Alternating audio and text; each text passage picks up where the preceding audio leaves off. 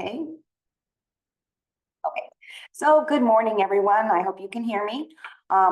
Welcome to our last virtual underground safety awareness for 2024. This year went by rather quickly.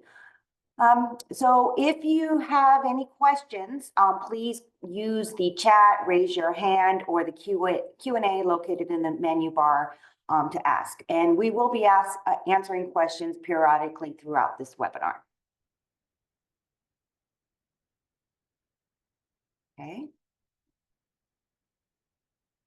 Hold on. I'm having technical difficulties here, and I do not know why.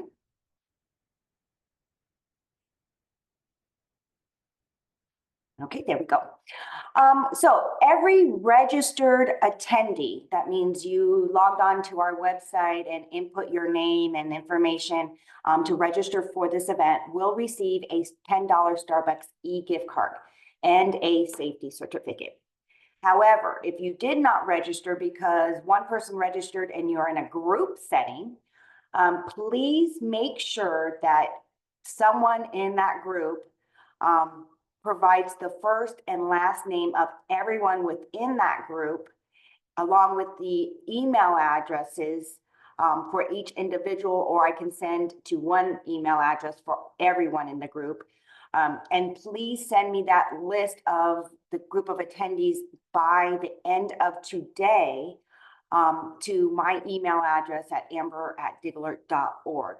That way, those people in the group also will be eligible for the Starbucks e-gift card and the safety certificates. If I don't get it by the end of the day, you may not be eligible for those, at least the Starbucks e-gift card. Now, again, Starbucks e-gift cards can be mailed to one email address and then can be dispersed among them by that person or to individual email addresses. If you do use a company's email address, please make sure it is not, Starbucks is not blacklisted from your receiving from your email. E-gift cards are not sent from DigAlert. They are sent directly from Starbucks. And if there's a problem, it's not easy to get that resolved by Starbucks. So please make sure you give me the correct email addresses.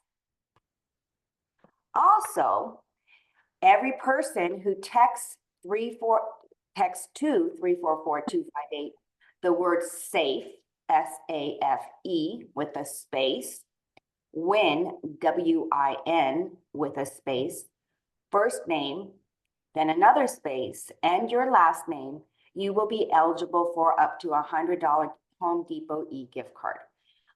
If you have data charges, they may apply, and you do have to stay in for the entire webinar because the winners will be selected at the end of this webinar. And that also goes for Starbucks e-gift cards. Zoom gives us the capability to see who is logged on and how long that person is logged on. So if you log on for 5 minutes and think, oh, I'm going to get my Starbucks e-gift card and log off, think again, because you do have to stay for the entire webinar for that e-gift card. And these e-gift cards from Starbucks and Home Depot are provided by our sponsors. So we would like to thank our sponsors, who include SoCal Gas, Marathon Pipeline, Crimson Midstream LLC, and Kinder Morgan. So with that, we would like to say thank you. And, and with that, I am going to give over to Ann Diamond. She is going to ask some questions for you. Ann? Good morning. Thank you, Amber. All right, to get everybody going on this Thursday morning, I'm going to ask a couple of questions. The first is, how did you hear about this event? Through the DigAlert website? You received an invite from Constant Contact, or on our social media, which we do have a presence: LinkedIn, Facebook, Insta. How did you hear about this event?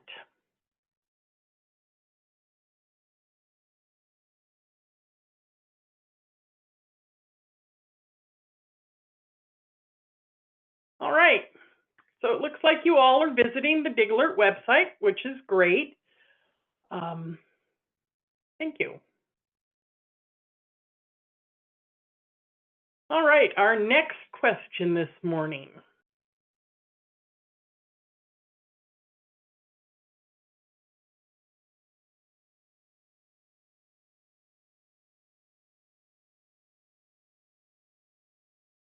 I blew it. Yes, but we're going to skip if this is your first event. All right, have you used or do you use the DigAlert app?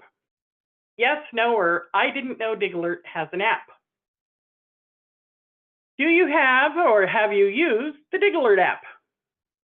Yes, no, or I didn't know DigAlert has an app.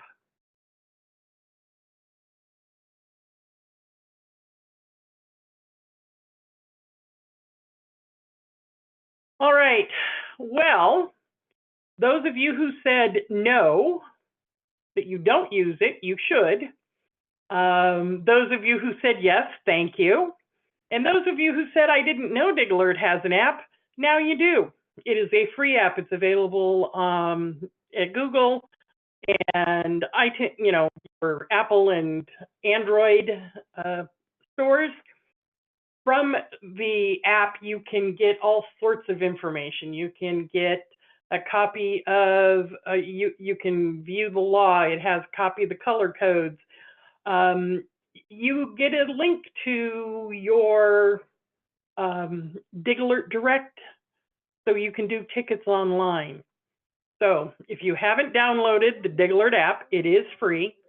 Please do it now.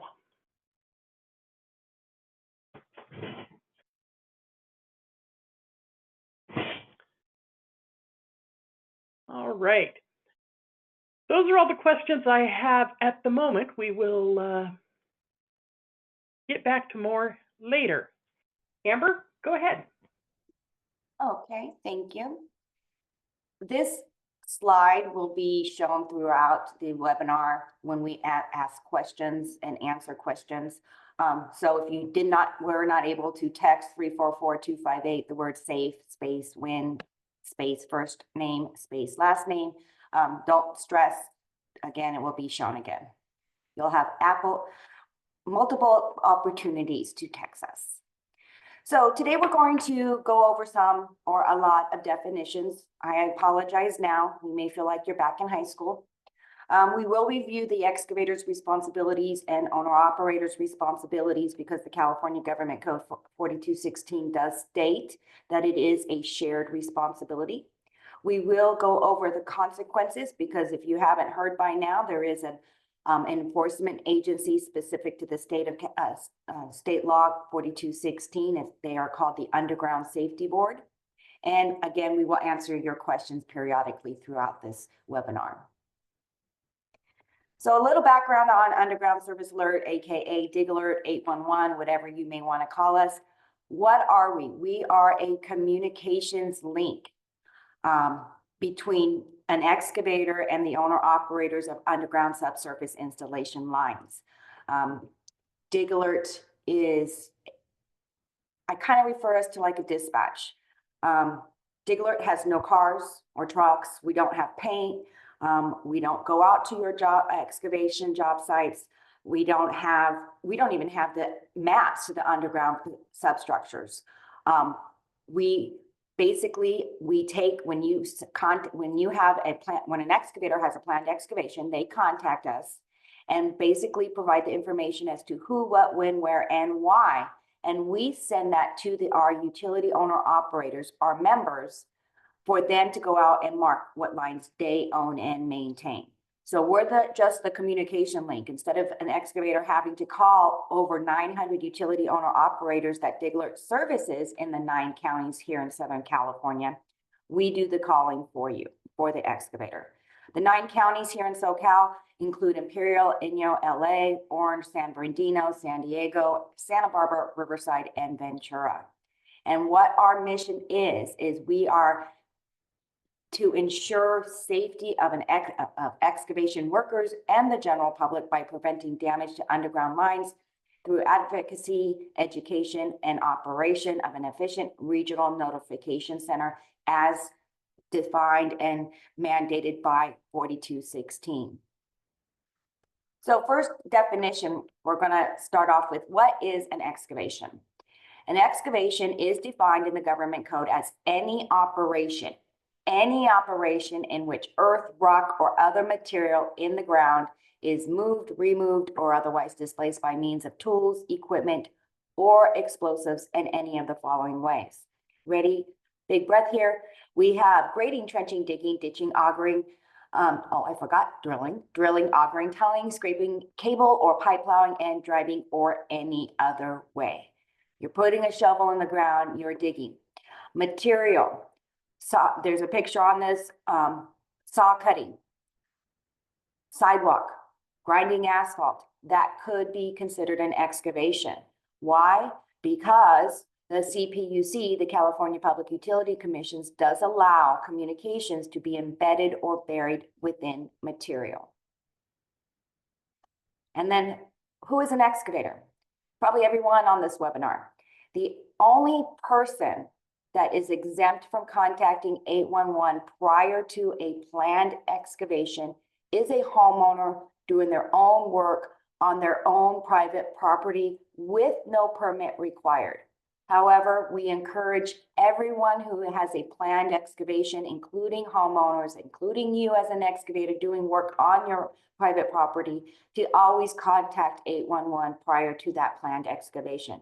It is free for every excavator. Another definition, a subsurface installation line. Every owner-operator of a subsurface installation line, which is any underground pipeline, conduit, duct, wire, or other structure except for non-pressurized sewer lines, non-pressurized storm drains, or any other type of non-pressurized drain lines, is required to be a member of DigAlert. However, if an owner-operator of a non-pressurized utility line does not have to be a member of DigAlert. So what this means to you as an excavator is if you go out to your job site and in the survey of the job site, you say, you know what, there's some non-pressurized sewer, maybe some non-pressurized storm drains, or any other type of non-pressure utility lines, and they are not being notified on your DigAlert ticket, you may want to contact those owner-operators directly. Also, Caltrans is not a member of DigAlert, so they are not being notified of your excavation by DigAlert. So what this means again is if you are digging on Caltrans right of way, you probably want to be contacting them directly also. And by the way, we have tried to get Caltrans to become a member. It's never going to happen. So every excavator is required to follow the 5 steps to a safer excavation. And the 5 steps include delineate, contact, wait, confirm, and then of course follow safe excavation practices. And we will go through each step. Also, this gives me an opportunity to let you guys know that we do have the excavator handbook, which is best practices, and we have it both in English and Spanish. It is one book, so you have it, you flip it around, it's in English, flip it around, it is in Spanish. You can get this excavation handbook and other promotional items, advertisement items at our website at digalert.org under advertisements. So another definition, but it's also the first step. You are required, an excavator is required to mark what their excavation site or delineate their excavation site. I'm having a hard time this morning, I do apologize, which means to mark in white the location or path of the proposed excavation. You do need to utilize the best practices, which you can get at our website at digalert.org, which is the handbook, which published in the most recent version of the Best Practices Guide of the Common Ground Alliance. I'm not going to go into all of the best practices, but there are a couple I do want to highlight. you always want to indicate your company's abbreviations, initials, or how you are identified within the excavation community with your white delineated area. Because remember, every excavator must have their own DigAlert ticket, which means if they're in a multi-employer job site or there's just more excavation in the general area, you want to make sure that your delineated area is easily identifiable. Because if it's not, or you have not delineated your excavation site prior to contacting 811, the utility or our members do not have to locate and field mark their facilities until your excavation site is delineated. Also, please only delineate the actual work area. Here are some guidelines that shows you how to delineate and so forth. And again, I encourage you to get the handbook because this information will be in it or is in it. The second step is to contact 811. The government code states, except in an emergency, which we will get into, an excavator planning to conduct an excavation shall notify the appropriate regional notification center. Here in SoCal, it's DigAlert. There are a couple ways there are two ways you can contact DigAlert. I recommend or at least look into our website platform called DigAlert Direct. DigAlert Direct is where you input your information, you bypass our call center, you can input DigAlert tickets through our DigAlert Direct 24/7 every single day of the year. You can do this by going to the website direct.digalert.org. You can go to our DigAlert app, which Ann mentioned to you guys that it is free. You can even text us to 344-258 and DigAlert will send you a link to DigAlert Direct. However, if you're not comfortable with doing that, or you just like to talk to our wonderful customer service representatives, you can always give us a call. Well, you can't always give us a call. You can call 811, but our call center is only available Monday through Friday, excluding holidays, from 6 a.m. to 7 p.m. So you can only call during that time frame. DigAlert Direct, you can submit a ticket anytime you want. Here is a screenshot of DigAlert Direct. We have 3 user levels. A guest is more for a homeowner who puts maybe 1 or 2 tickets a year. I don't suggest that you do sign up as a guest user. As a standard user, you do have a username and password. However, as a guest and standard user, there's no training involved, but you are limited on what you can do. And one of those limitations is when you hit submit, if there is a discrepancy on the map, you're not going to get your ticket number right then and there. It has to be reviewed by our call center, which our call center, again, is only open from 6 a.m. to 7 p.m. In the morning, one of our supervisors may come in a little bit early, but they may not. So you might have to wait until the center is open. And remember, we're only open Monday through Friday, excluding holidays. However, if you want to be a professional user, you have to meet some caveats to become a professional user. And one of those is you do have to have a training. It is all online and it is free. You can get the training at digalert.dpa.training.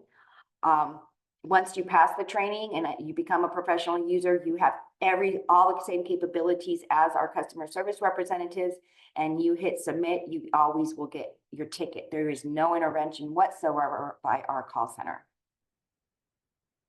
However, a DigAlert ticket is submitted. Information needed to complete that ticket is basically who, what, when, where, and why. I'm not going to go through every single one of these numbers. However, I do want to emphasize your site contact name, number, and email. The Underground Safety Board, the enforcement agency for 4216, added a new regulation a couple of years ago that requires all excavators to provide valid telephone numbers and email addresses for that site contact. So what that means, excavators, is if your site contact changes, or maybe the foreman goes on a vacation, you need to update that information, that site contact information, as it changes. Also, please make sure that the written description on your DigAlert ticket corresponds with the white delineated work site. If it is not, it could delay your excavation because the utilities may be contacting you and say, hey, are you digging per the white marks I see on the ground or the written description on your DigAlert ticket, which is a legal document? So don't let them, don't, just make sure that they correspond so there's no question as to where you are excavating. The third step rather, is wait until your legal start date and time. Now, the government code defines a working day, and it may not be your working day. It's not my working day, but a working day is defined Monday through Friday from 7 a.m. to 5 p.m. And of course, this excludes federal and state holidays. You can actually submit a DigAlert ticket up to 14 calendar days. You don't always have to just provide the legal minimum notification of two working days, not including the date of notification, to submit a ticket. Remember, DigAlert is for planned excavation. If you know what's coming up, we encourage you to provide more lead time for those line locators to come out and mark their facilities. I use SoCal Gas as my example as to why. Everyone knows SoCal Gas here in Southern California. They are a big company, huge company. They receive thousands of DigAlert tickets daily, thousands daily. Though they're a large company, if every single one of those excavators for those thousands daily only provide the legal minimum notification of 2 full working days, not including the date of notification, SoCal Gas doesn't even have the resources to respond to all those excavations within that time frame. So we encourage you, if no, please provide more lead time up to 14 calendar days. Just know that the utilities do have up until your legal start date and time to respond. So don't begin until that legal start date and time. However, you guys are getting a heads up effective January 1st of 2025. If all the utilities have responded and posted how they responded on the electronic positive response, you can actually start before your legal start date and time on the ticket, but only if every utility company on your ticket has responded and posted how they responded on the EPR. Now, if you're not digging within 14 calendar days, you're not in a planned excavation. You're in what we call pre-planning or design. Please do not utilize DigAlert as your pre-planning department. That's not what we are for. And if you do that, what you are doing is you are taking away resources of true excavations that are happening within 14 calendar days. If you need pre-planning design information, go to our website at digalert.org under web services. You can scroll down to design lookups for information. Excavators, there is a fee. Honestly, I don't know how much the fee is. It's minimal. I think you can get it for free for 6 months, or so much for 6 months, so much for a year, so forth.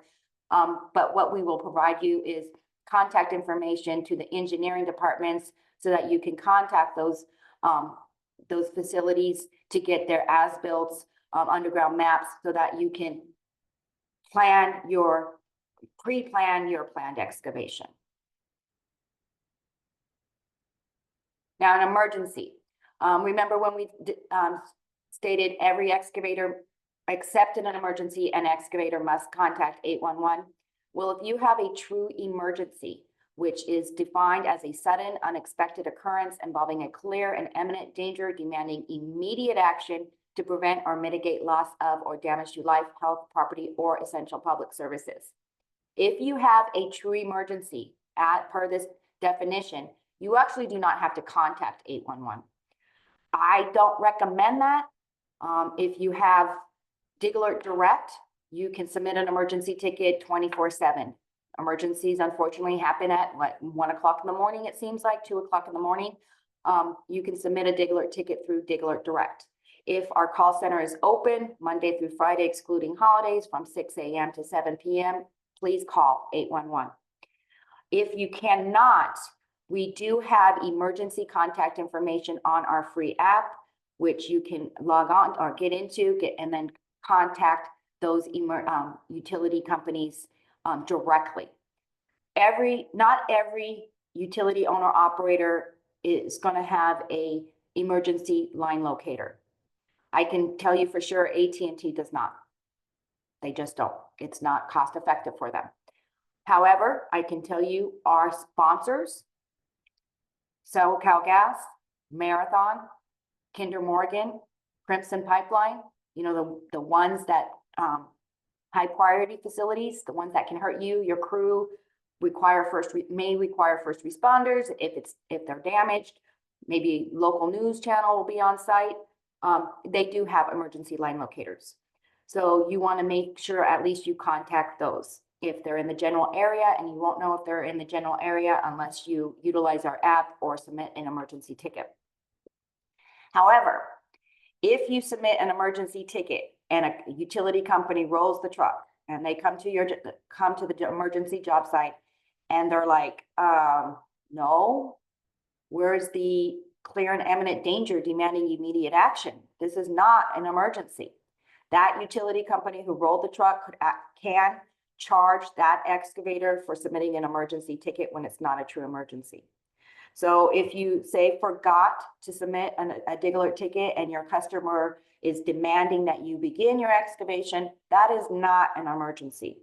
Submit a no response, submit a ticket, oh my goodness, what's the word I'm looking for?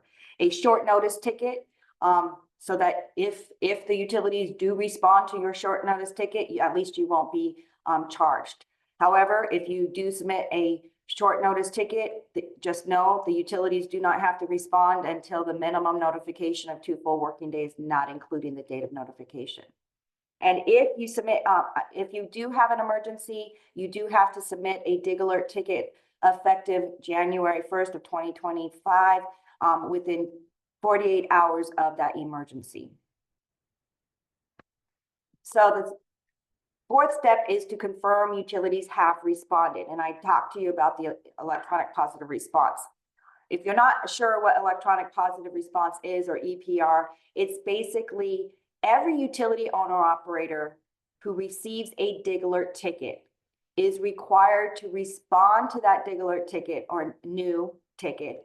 And then they are required to post how they responded to your excavation site.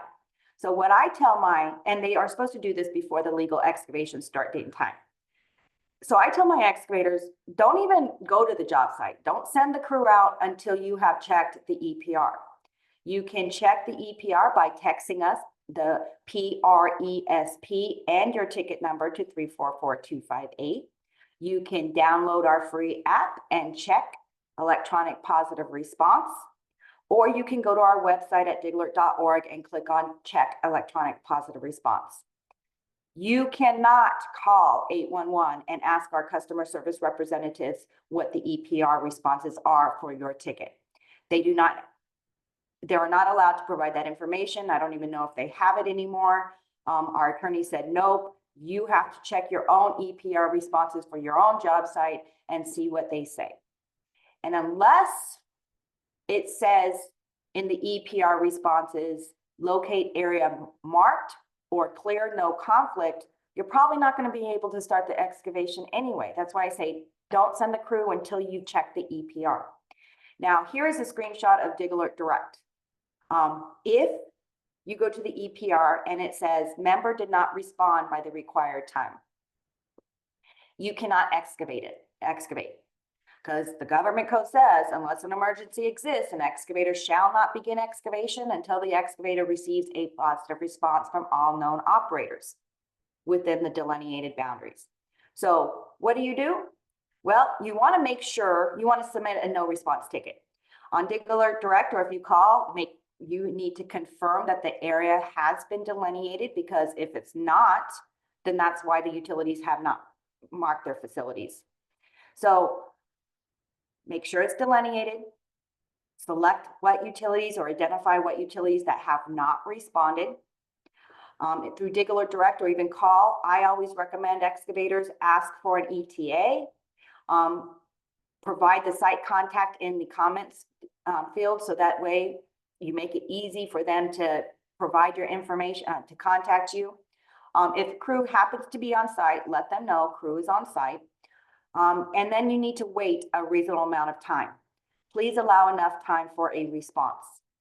That's going to be your company's policy and procedures on how long you wait.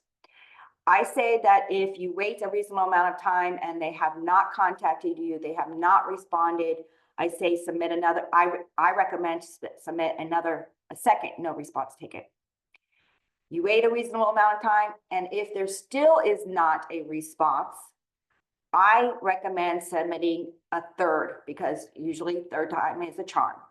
However, if it's not, then DigAlert does provide you with the contact information for those members, and I recommend that you contact those members directly, and everyone does have a supervisor, because you can't not dig until they have responded. Now, when you submit a no response ticket, you're documenting on another legal document that, hey, you're in violation of California Government Code 4216. You have not responded by the required time of my excavation. You need to respond now. And just a heads up for my owner, if I have owner operators on the webinar, and for my excavators, the Underground Safety Board is being very proactive in regards to contacting utility owner operators who are not responding on the EPR, because it is a requirement, and they are sending out NOPV letters, notice of probable violations, to these utility companies who are not posting on their EPR as required by state law. So the fifth step to a safer excavation is to please follow safe excavation practices. The government code says if an excavation is within the tolerance zone, which is 24 inches of either side of the marked facility or the exterior of the pipe, the excavator shall determine the exact location of the subsurface installation in conflict using hand tools. So what this kind of says in a roundabout way, that if at all possible, you want to hand dig 24 inches of either side of the marked facility until you've exposed the marked facility in conflict. The reason why I say this is because I also deal with claims. And unfortunately, what happens is, to a lot of my excavators, is they hand expose, they believe that they exposed the marked facility, but they have to go deeper. So they come in with the heavy equipment, and guess what? That wasn't the marked facility in conflict. It maybe happened to be an abandoned line. So always, if at all possible, when you're digging in that tolerance zone, to go to the depth of your excavation. Now, the Underground Safety Board is allowing equipment other than hand tools to determine the exact location within that tolerance zone. It is a handheld, percussive, pneumatic, electric, or hydraulic hammer, basically your clay spade. It has to meet some requirements. One of those requirements is that it does have to be weigh 40 pounds or less. It does have to have a bit width no less than 4 inches with rounded edges. You can only use this clay spade within the tolerance zone if the soil in that tolerance zone is classified by Cal OSHA as either type A or type B. Of course, you have to wait for the owner operator to respond, because you don't know if you're in the tolerance zone unless they've responded. Just like a shovel, you want to put the bit edge parallel, not perpendicular to the orientation of that marking. And I hate to say that I have to say this, but I have to say this. Please use the equipment as per the manufacturer's instructions. Now, this is really, really important. So heads up, drink some coffee. It's going to be on a question that Ann is going to ask you. You can use this clay spade to expose anything marked in yellow, which I hope you know is gas, oil, or steam. You can use the clay spade to expose anything marked in red, electric. I don't get it, but it is what it is. You can use the clay spade to expose anything marked in blue, water, green, sewer, purple, reclaimed water. You cannot use a clay spade of any type of installation marked in orange. Communications. This includes alarm or signal lines, cables or conduits, or anything that is marked as street lighting or traffic, which is usually marked in red, but they usually identify it as street lighting or traffic signal. You cannot use this clay spade at all for anything to expose anything marked in orange, period. I hope everyone is listening. You can also use vacuum excavation in lieu of hand exposing within that tolerance zone, but you have to meet some caveats on this too. First, excavators, you need to inform your intentions that you want to use vacuum excavation. When you contact 811 or submit a DigAlert ticket, the question is asked, are you going to use vacuum excavation? If you say yes, you've informed your intentions on a legal document. Of course, you have to wait for the utilities to mark because you don't know if you're going to be within that tolerance zone. And then you must get approval by those utility companies that you are in conflict for you to utilize vacuum excavation in lieu of hand exposing. And and if they say no, then no, you cannot use vac. Again, my example is AT&T. They have some very old lines. If there's a possibility of asbestos within those lines, they're going to say, no, you cannot use vac. And honestly, even with PPE, you don't want to be blowing that up into the atmosphere. You can find vacuum contact information at direct.digalert.org.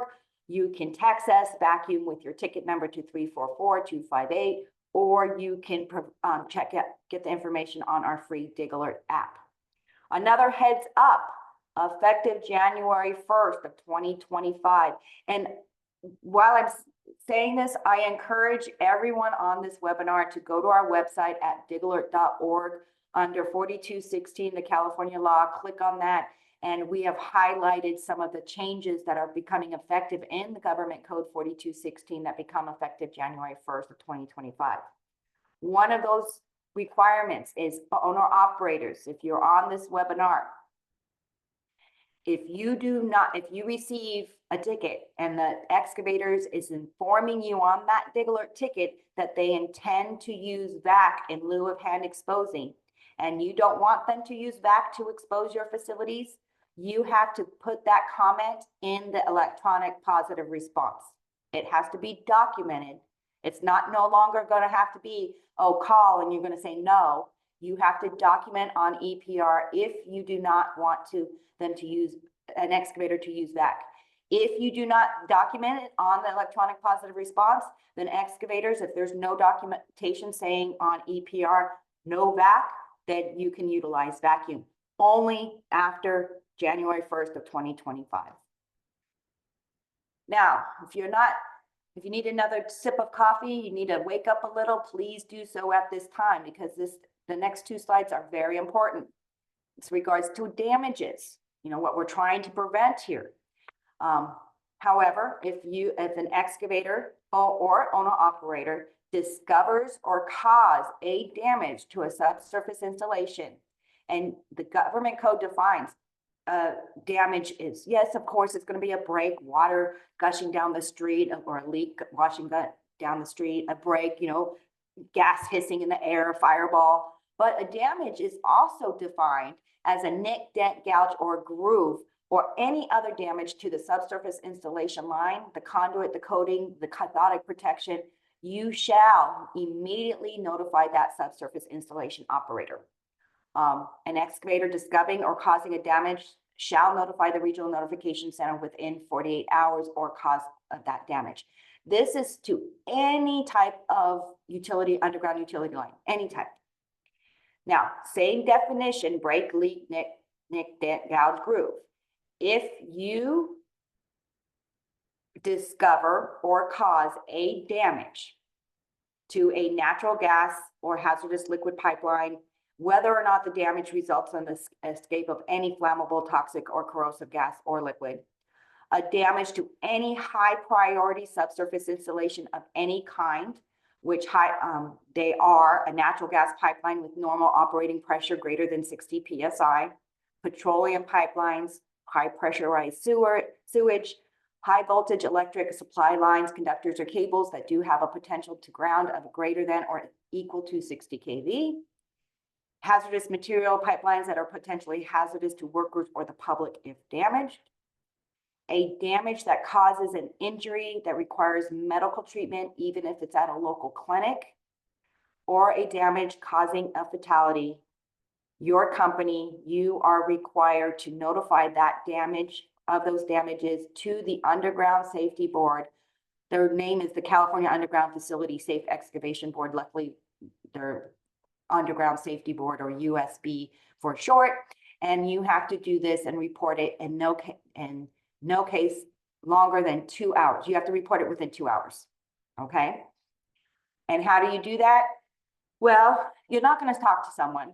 You're going to go to either their website, which they're under the Energy Safety Department of the state of California. So their website is energysafety.ca.gov, or go to our website at digalert.org. We have a link or a button, and you click on DigAlert because you're in SoCal, and then you click report damage, and you just fill out the information.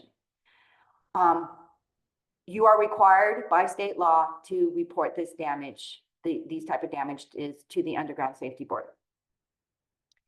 If you do not, and there happens to be an investigation, and in their investigation, they say, oh, this excavator did not report this damage as required by state law, you could have be potentially more in trouble than if you did report it. Now, just because it's reported does not necessarily mean it's going to be investigated. And if it is investigated, doesn't necessarily mean you're going to be held liable. But it is a state law, and you are required to report those type of damages within 2 hours. This website is also where you would want to file a complaint. You know, excavators, those utility companies that consistently no response, and it delays your job. Report that complaint to the Underground Safety Board. They are the enforcement agency. You can call me, you can call DigAlert, you can complain all you want to me. I'll listen, but that's all I can do. I have no authority, I have no enforcement. Ann doesn't either, and she's president of DigAlert. You would have to report it to the Underground Safety Board. They are the enforcement agency. Now, that's not all excavators. You still have more responsibility. You need to manage your tickets. Tickets are valid for 28 calendar days. They have an expiration date. It's 28 calendar days from the day you submitted the ticket. If your excavation continues and it's going to go past that 28 calendar days, you need to renew your ticket on or before that 28th calendar day. If the marks are no longer reasonably visible, you need to request the utilities companies to come back out and remark their facilities. However, before you resubmit that remark request, you need to redelineate your excavation, because it can be safely assumed that if their marks are no longer reasonably visible, your delineated area is no longer reasonably visible. And yes, you do have to stop your excavation and wait 2 full working days, not including the date of notification, for those utilities to come back out to your job site and remark their facilities. Now, if you need to change your contact information on DigAlert Direct, you would do that through an amendment ticket. We have other ticket types also. We have separated damage to exposed ticket. What is an exposed ticket? An exposed ticket is an excavator discovers an unmarked exposed line, and you need the utility companies to come out and ID that line. However, that means that there's no nick or groove on that unmarked exposed line. Also, we have what is called a return trip ticket. This is excavators if you have forgot something to put on your ticket, for an example, or you need anything other than for a damage, exposed, no response, or remark. You need something else from the utility companies. For example, say you check your EPR and it says resend ticket, and then they're going to tell you why.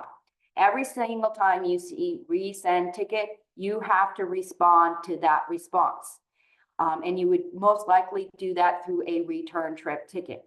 An example may be, maybe you forgot to give them the gate code and they have no access. So it would say, resend ticket, no access. So you would have to contact 811, submit a return trip ticket and say, oops, sorry, here's the gate code for access. Or say you thought you submitted a ticket and said, yes, it's delineated because you thought you were going to run out there real quick and beat that utility owner operator and delineate before they get there. Well, there's some utility line locators that their office is their truck.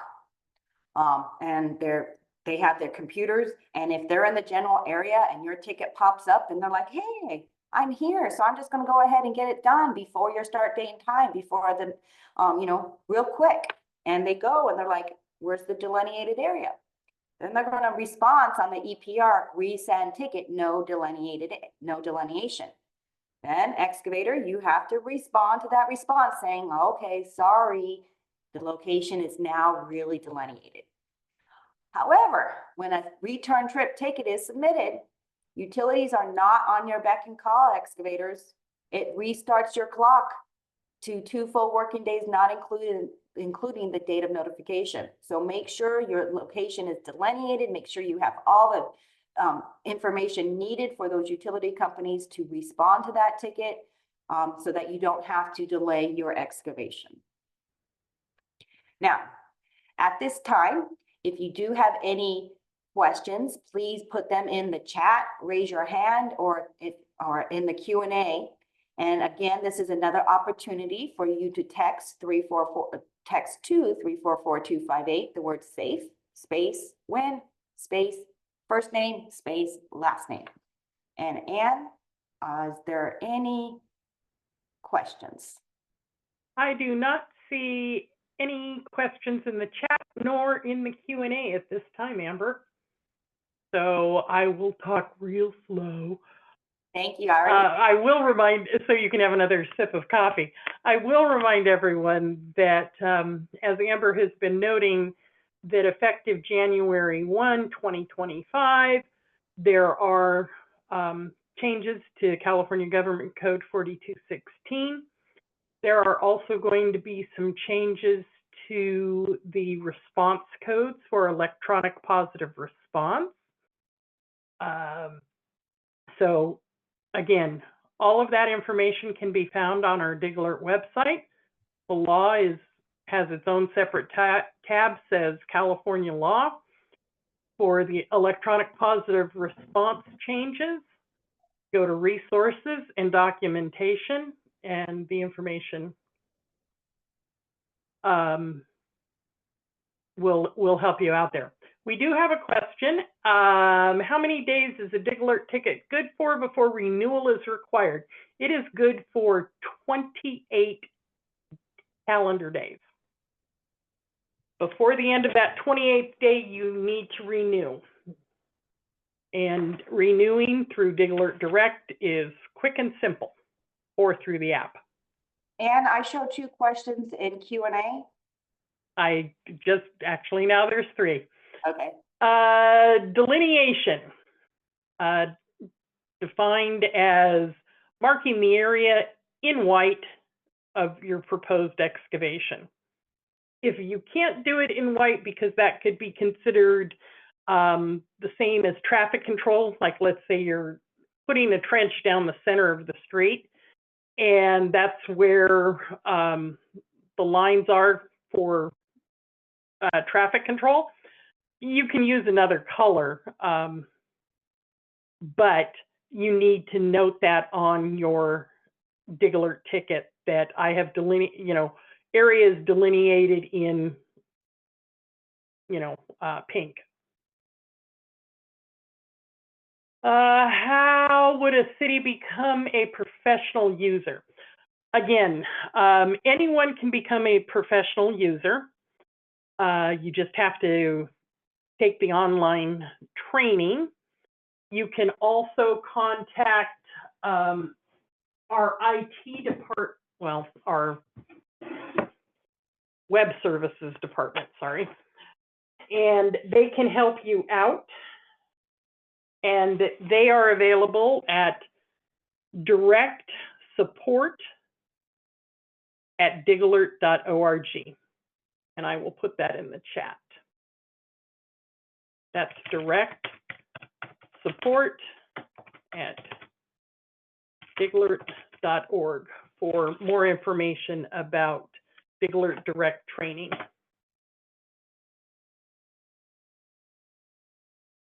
All right, are the 2025 excavator handbooks with new law changes available? The excavator handbooks are separate from the law and regulations now. We did that in 2024. The excavator handbooks, which are in English on one side and Spanish on the other, those we have in stock. The 2025 law changes and regulations, they're at the printers now. So not quite in stock yet, but they will be soon. But you can also get the, as of January 1st, you can get the new law changes on our free app or on at our website at DigAlert.org. The training, the question in the chat, does the training cost anything? No, training is free. Just like this webinar. All right, Amber, those are some great questions. Yes, very good question. Let's move on. Okay, so we went through the excavator's responsibility. Now it's the owner-operator's responsibility. Owner-operators who are required to be a member of our service. Remember, Caltrans is not a member, and utility companies that own and maintain non-pressurized utility lines do not have to be a member. Otherwise, they are required to be a member. They are required to respond to every ticket, new ticket. They are required to mark in the APWA color codes. They have to have an on-site meeting if you're digging near a high priority line. They too are required to provide current contact information and update and maintain their utility records with DigAlert. And we're going to go through some of these. Some of them I'll go rather quickly. However, so we went through the APWA color codes when we were talking about the clay spade, remember? So your gas, oil, and steam will mark in yellow. Electric will mark in red. The communications, which you cannot use the clay spade to expose, will mark in orange. Water will mark in blue. Sewer and drain lines will mark in green. Purple reclaimed water irrigation is marked in purple. Every utility owner operator is required to provide information of active or inactive subsurface installation lines to the excavator if available. Did you guys know that utility companies are required, they must mark within your delineated, within the area of delineated for excavation? So I tell my excavators, ask for offsets, because if they only mark in the delineated area and you're digging within that delineated area and it removes those marks, you have to stop your excavation and request remarks and wait 2 full working days, not including the date of notification. Utility owner operators, you too probably want to mark offsets because if you have offsets, the utility excavators always know the approximate location of your underground facilities and you don't have to keep going out there and remarking.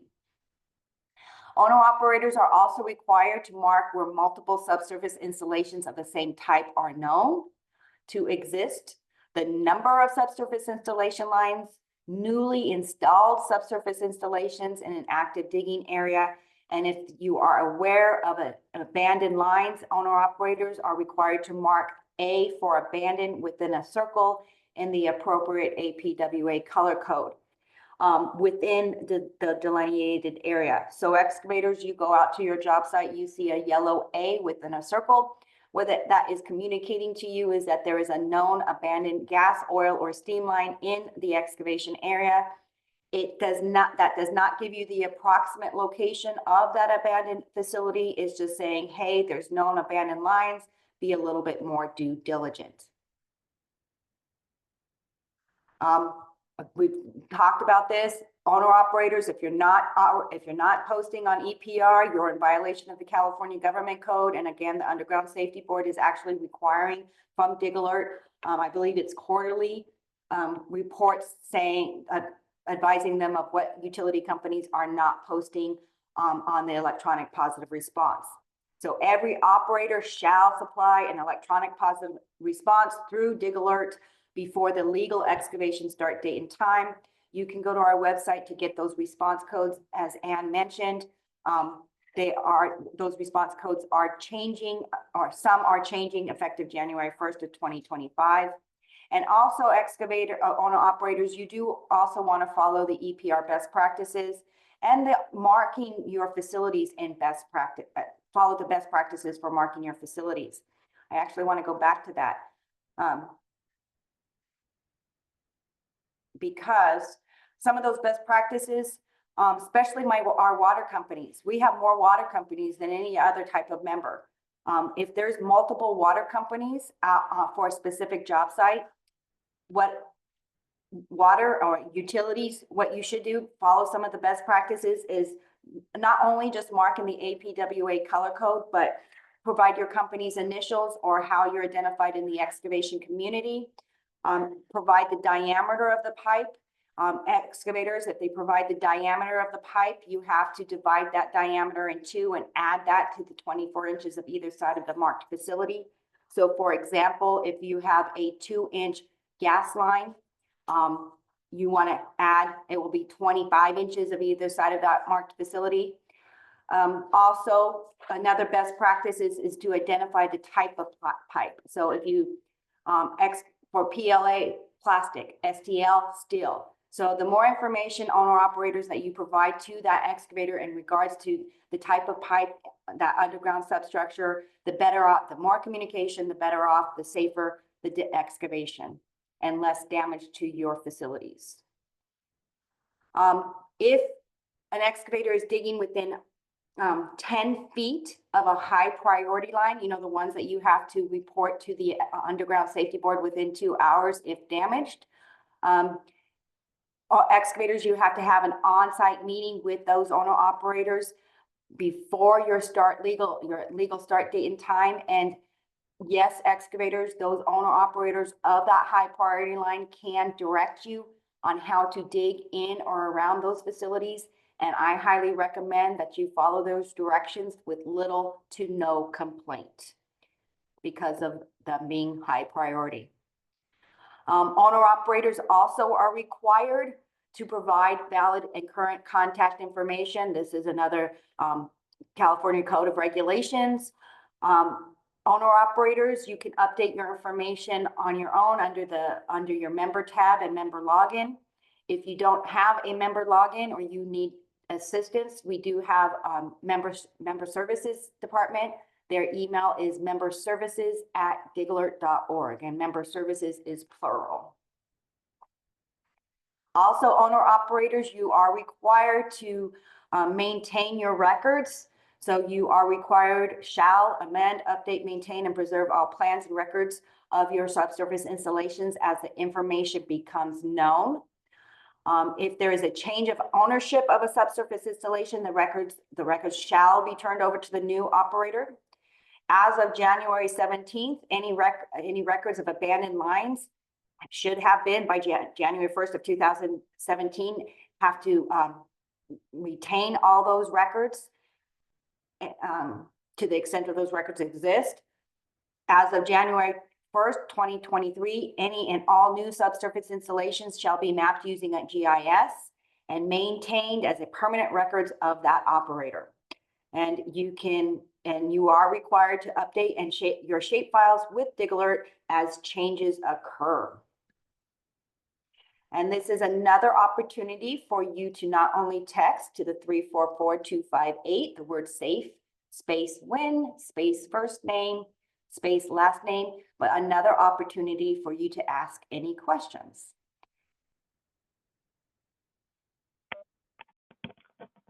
At this time, Amber, there are no questions in the chat or in Q&A. Okay. So we'll continue. The enforcement agency, I've talked about them throughout this webinar so far, but just so you know, the California Underground Facility Safe Excavation Board, I actually think they're changing their name again, but it's not changed in the government code. So I'm calling them what it says in the government code, AKA Underground Safety Board. Again, they're under the Office of Energy Infrastructure Safety, so their website is energysafety.ca.gov. They are developing standards specific to the state of California, aka the Clay Spade. They are coordinating education and outreach programs.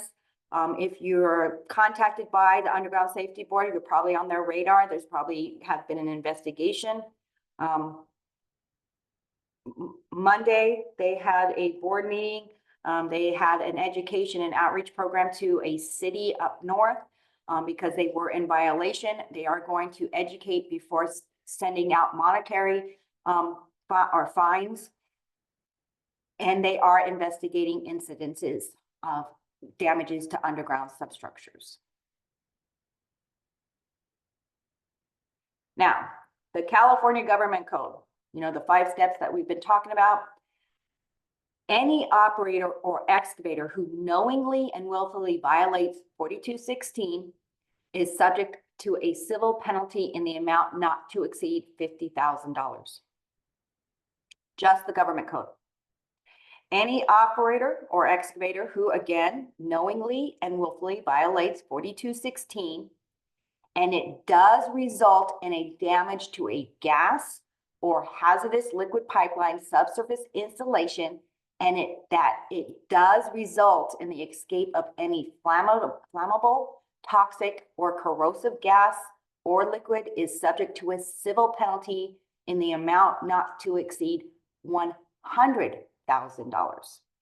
This is just the government code that can be issued by the Underground Safety Board. We have other enforcement agencies. You have the Contractor State License Board. They can suspend, they can revoke licenses, they can also issue fines. You have permitting agencies.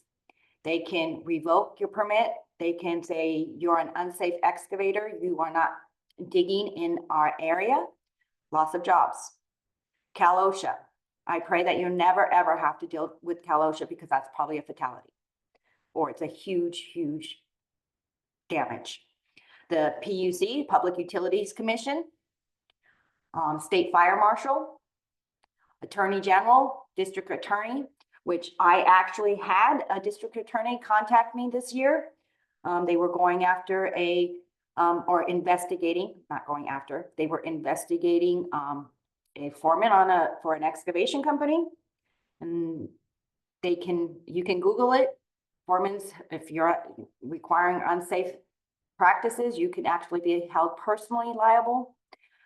But the biggest thing usually is third-party liabilities. And I used to use McDonald's, and then I switched to Starbucks as an example if you hit one of their electrical lines.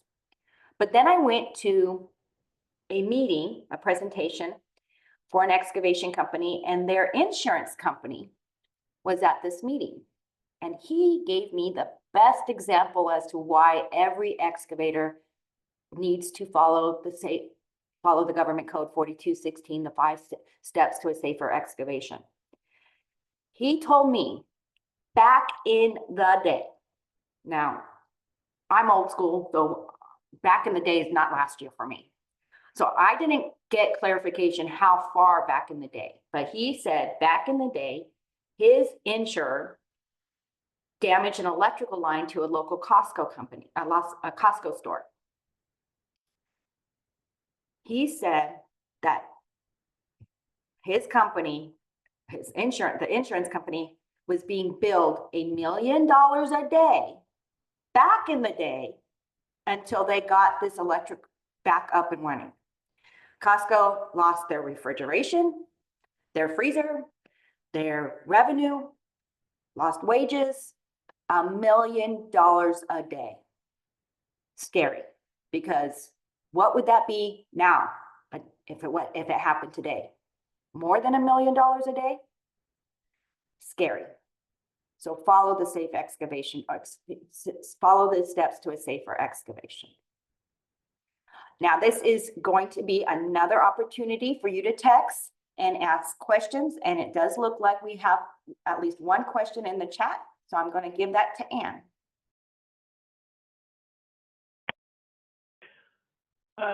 Let's see. Don't see any in the chat. Do have, under these regulations, would an excavator damaging a high priority utility include a homeowner without a USA ticket? Oy, yes, but probably not to the extent of the, 50,000, 100,000. Now, if it's a homeowner who has hired an unlicensed contractor, that might be something different. I hate to say this, but this will always be between insurance and agencies and attorneys. That's why even homeowners, even if their work is not requiring a permit, we urge everyone who is going to be putting a shovel into the ground, get a ticket first, because the data out there shows that 99% of the time, if there is a ticket, there is not a damage. Now, that means that there's that 1%, and there are other reasons for damages happening, unsafe excavation practices, those type of things. But 99% of the time, which is pretty good odds, there won't be a damage if a ticket is gotten first.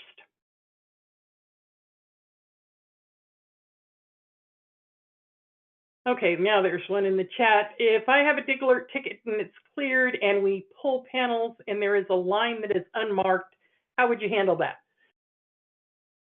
We would ask you to contact either through DigAlert Direct if you're a professional user, or calling 811 and saying, you've exposed a line. Don't know whose it is. Now, it may be that that's going to be an abandoned line and it was before 2017, because lines have been in the ground since over 100 years. So there's junk in the ground that nobody knows whose it is. But always recontact DigAlert and send that ticket out again. And hopefully someone can claim it. But again, EPR should be telling you who has marked and who hasn't. So, but yes, always contact DigAlert again, and we will send that out and see if whoever might possibly own that might be able to help you out.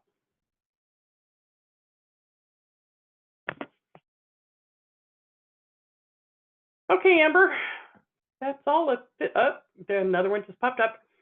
Is there an option for an operator to respond to a ticket with no excavator contact information provided on the ticket?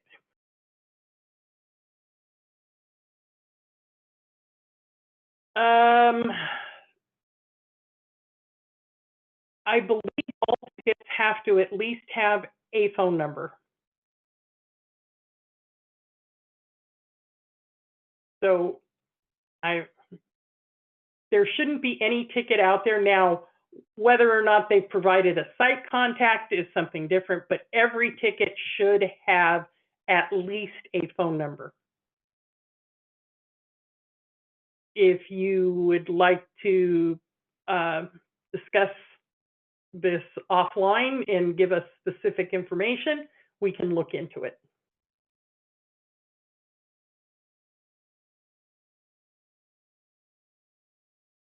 Getting seasick, Amber. Sorry. I was trying to go to the exposed facility, slide. So for that one question, and then I was forgetting where I was at. Actually, this 2024 for me has been a kind of a strange, two things that happened that it's never happened to me before. I was contacted by a district attorney, And I was contacted by a homeowner who was digging on their own private property with no permit required, and they were unaware of an easement on their property. And they actually did damage an underground substructure. And that owner operator of that underground substructure actually billed that homeowner for the repairs. And that's, from my experience, from what I've known, when I've been told, that usually does not happen. Usually owner operators don't bill homeowners. But then I actually was at a presentation yesterday with a gentleman who used to work for Charter Communications. And he said that back in the past, Charter has billed homeowners for damaging their Charter facilities, communication lines. So like Ann said, even if you're digging on your own private property, homeowners are encouraged because they can be held liable. And since this is the end of the presentation, I believe, Ann, you're going to want to ask some questions before we continue, and then we will move on to the next couple of slides, and then we will pick our winners. So this is probably your last opportunity to text 344-258, the word safe, win, or safe space, win space, first name, space, last name. Thank you, Amber. Okay.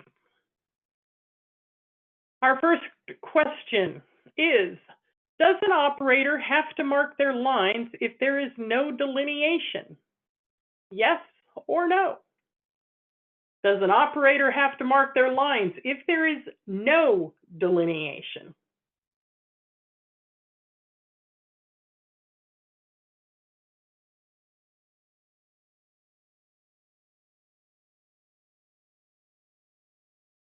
Come on, I've got 25 attendees. I can have more than 9 people answering.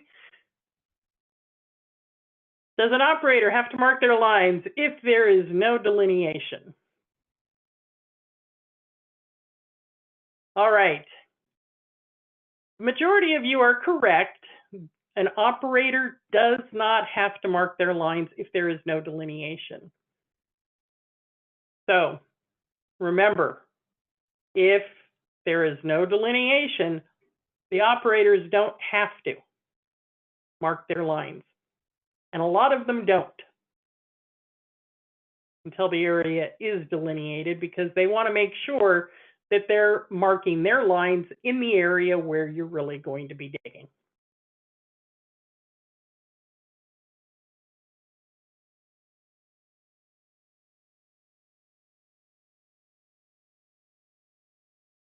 All right. How far in advance of your job can you get a ticket? 28 days, 1 day, 14 calendar days. How many days in advance of your job can you get a ticket? 28 days, 1 day, 14 calendar days.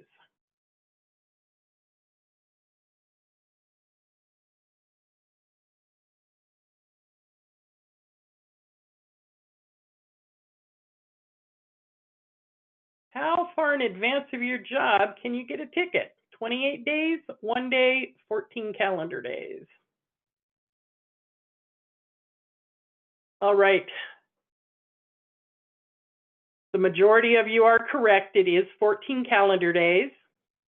28 days is how long a ticket is valid before you need to renew it. And 1 day, we will take it, but the operators, those owners of underground lines, have 2 working days, not counting the date they get the ticket, to respond to that.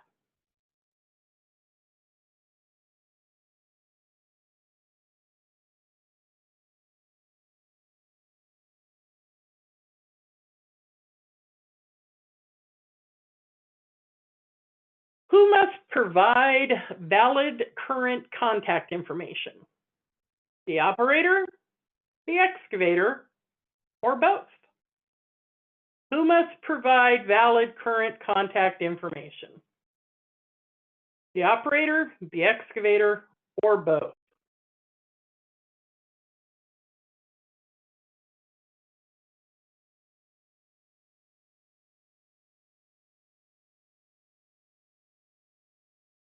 All right, everyone is correct on this. It's both. To facilitate communication, we have to have the right information available for both operators and excavators.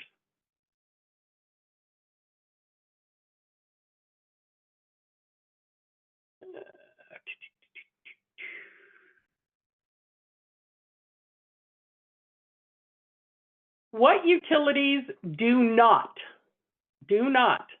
allow the use of a handheld percussive pneumatic electric or hydraulic hammer, your clay spade, to determine the exact location of lines in conflict?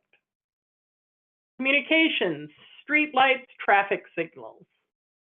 Electric, gas, oil, or petroleum, or water, irrigation, and sewer. What utilities do not allow the use of a handheld percussive pneumatic electric or hydraulic hammer to determine the exact location of lines in conflict? Your communication, your street lights, your traffic signals. Electric, gas, oil, petroleum, water, irrigation, sewer.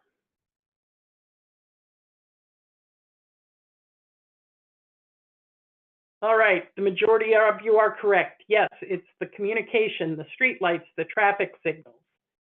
While gas, oil, and petroleum, you would think, but they allow for the clay spade.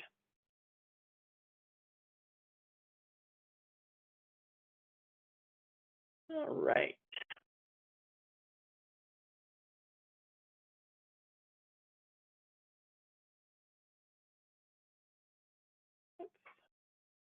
How can you check electronic positive responses, EPR, on your ticket?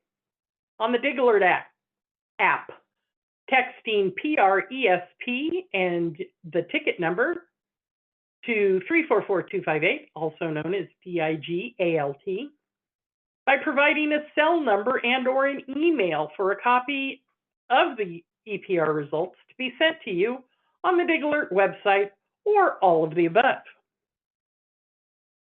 How can you check your EPR responses on your ticket? On the app, texting, providing a cell number and or email, on the DigAlert website, or all of the above.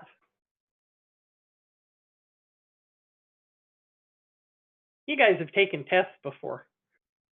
The answer is all of the above. That's more than likely correct. Yes, at DigAlert, we provide many different avenues for you to be able to check on what the results are of that EPR, what the operator has done. So again, if you don't have the app, get the app. Remember 344258 DIGALT to text PRESP and your ticket number. Provide your cell phone or your email or your email. And then, of course, there's always our website.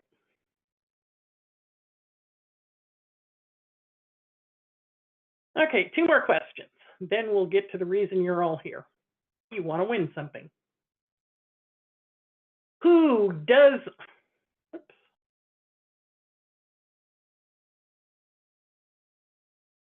But I ended everything.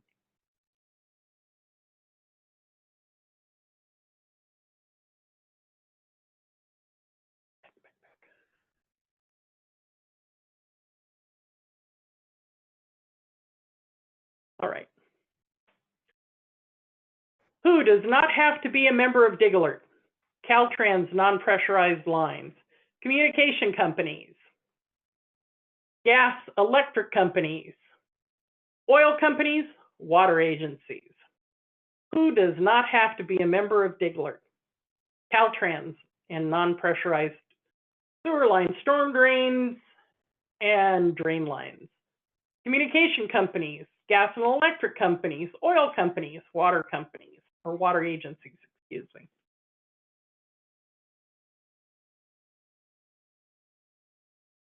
All right, you are correct. Caltrans and non-pressurized lines, your sewer lines, your storm drains, and your drain lines, they do not have to be members.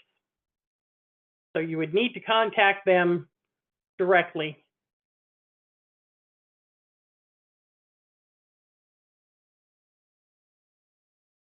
And our last question.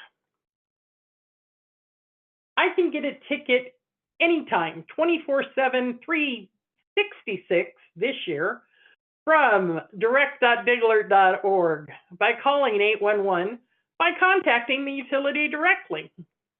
I can get a ticket anytime, 24/7, 366 from direct.digalert.org, calling 811, contacting the utility directly.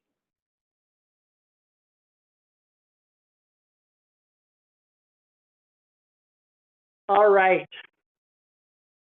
Remember, the center itself with staffed operators, which is who you would reach if you call 811 in Southern California, is only open Monday through Friday from 6 a.m. to 7 p.m.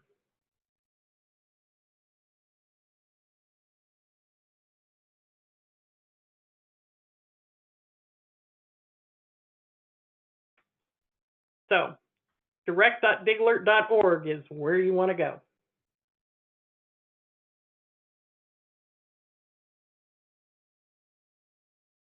All right, those are all of my questions. Thank you all for participating. Now, like I say, the reason you're all here, and once I give these out, Amber will have a couple more slides. Want me to Hold wait? on just 1 second. Okay, well, she's holding on for 1 second. I'm just going to go through. DigAlert also offers a free online training called Excavator Essentials. It does go through the 811 and state laws, the 811 process and the state laws, but it also gets more into best practices and a little bit more, and it's very interactive. If you want, it's about 90 minutes in length, but you can come and go. You do have to take tests, a test for each module. And if you pass the test, you do receive a certificate of achievement. So I always tell my excavators to, on maybe a slow day, if it ever rains, and I guess they said it might rain today, but not in my area. It's an easy, free, more documentation of your company's safety protocols and documentation for their safety. Also, if you want to show or view this safety awareness webinar, you can go to our YouTube page. It's youtube.com/@DigAlert/videos. Or if you want a PDF version, I can't send you the PowerPoint with all the animation because it's too large for me to email. But if you want a PDF version of the safety awareness PowerPoint, you can email me at amber@digalert.org. Again, that's amber@digalert.org. Another thing I want to tell you about, Ann's back, but I'll just go through this real quick, and then we can end with the Home Depot e-gift cards. Carga, if you want a voice on excavation practices in the state of California, I highly recommend that you join Carga, which is the California Alliance for Excavation Safety.